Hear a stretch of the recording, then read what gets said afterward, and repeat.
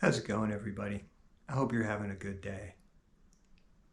You know, when you're a kid growing up, you have certain expectations of what your life, what your immediate surroundings are going to look like. You expect to be safe.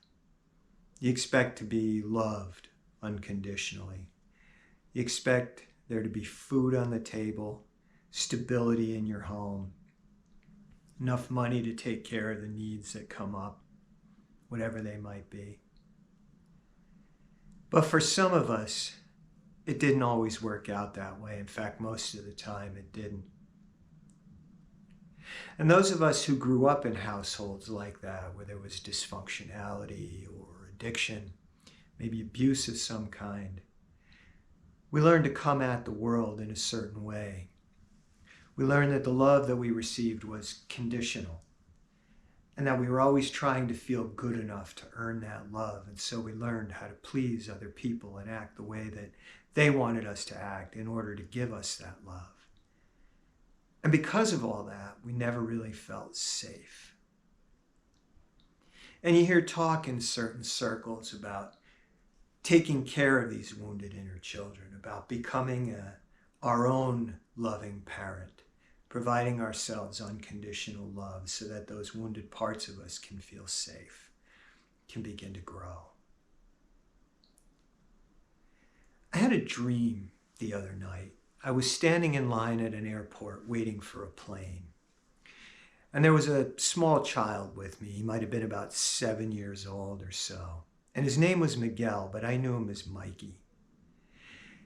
And in the dream, I knew that Mikey was a foster child that my wife and I were taking care of, and that the reason we were at that airport was to put Mikey on a plane and send him to Japan, where someone there had arranged to adopt him. The person who arranged to adopt him was the head of a family, very wealthy, very loving businessman. And when they announced Mikey's flight, I should say that the other thing I was aware of about Mikey was that he didn't really talk all that much. In fact, in the dream, I was pretty much aware that he had hardly ever spoken at all. Something had happened somewhere along the line in his past. And he just shut down almost completely, verbally.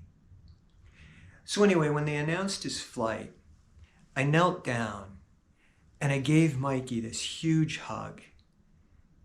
And he threw his arms around me and I said, "I love you." And he said, "I love you too."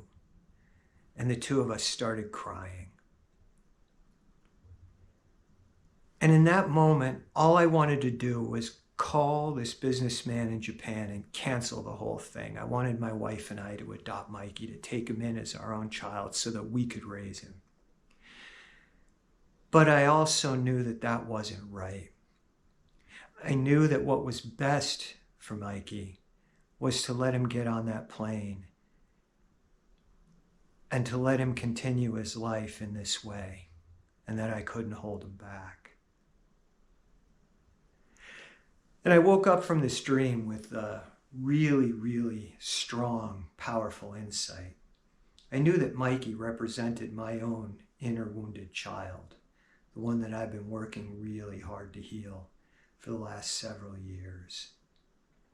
And I also knew that my job as a loving parent was to do the best I could to love that part of me, to hold space for that part of me, and to foster the healing in a way that served that part of me the best. I also know that as that part of me gets stronger, it has to be allowed to step out, to test the waters. And that's hard.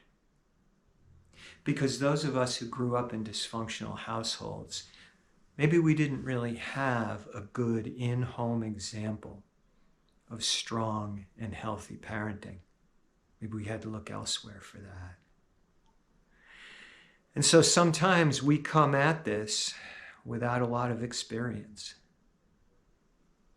I'm speaking, of course, from the perspective of someone who has no children of his own.